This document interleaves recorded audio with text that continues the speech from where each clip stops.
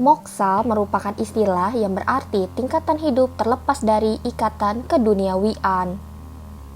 Terlepas dari ikatan keduniawian termasuk lepas dari perputaran reinkarnasi.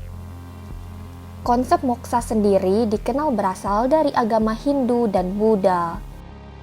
Agama-agama tersebut dulu banyak dianut kerajaan-kerajaan di Indonesia sebelum Islam masuk ke Nusantara. Sejumlah tokoh Nusantara legendaris diyakini memilih untuk jalani moksa. Siapa saja mereka? 1. Prabu Siliwangi. Ia merupakan raja yang memerintah kerajaan Sunda Galuh, kerajaan bercorak Hindu terakhir di Tatar Sunda. Prabu Siliwangi memerintah selama 39 tahun, dari 1482 hingga 1521. Dipercaya Prabu Siliwangi menyingkir dari kerajaan ketika ajaran Islam masuk ke Nusantara, dan ia mendapat desakan agar meninggalkan kepercayaannya dan menjadi mualaf. 2. Prabu Brawijaya. Ia merupakan raja terakhir kerajaan Majapahit. Sosok yang kerap disebut juga sebagai Brawijaya V ini konon memutuskan untuk moksa setelah melarikan diri karena kerajaannya hancur.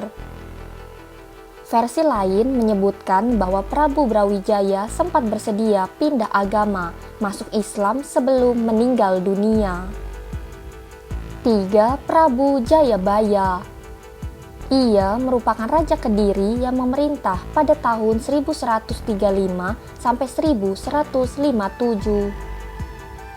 Konon Prabu Jayabaya melakukan tapa moksa setelah dilanda perasaan bersalah kepada saudaranya sendiri Jayasabha. Menurut cerita yang beredar, ia menghilang tanpa jejak setelah melakukan tapa moksa. 4. Gajah Mada. Ada dua versi menurut berbagai sumber sejarah yang beredar mengenai kisah akhir hidup Gajah Mada.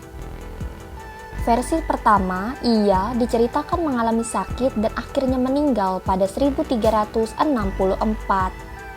Ini tertulis pada kitab Kakawin Nagara Kertagama. Sementara versi kedua menyebutkan Gajah Mada tidak meninggal. Ini diambil dari Kidung Sunda. Konon pada saat terjadi perang Bubat, ia menarik diri dan memilih hidup sebagai pertapa melakukan moksa. 5. Sabdo Palo Noyo Genggong.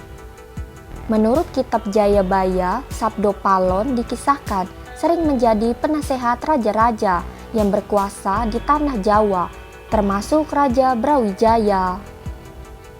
Konon ia memutuskan pergi dan menghilang dengan cara moksa setelah Prabu Brawijaya menjadi mualaf. Tentang sosoknya, menurut beberapa sumber, Sando Palo Noyo Genggong dipercaya merupakan nama lain dari Semar. Itulah 5 tokoh Nusantara legendaris yang dipercaya menjalani moksa.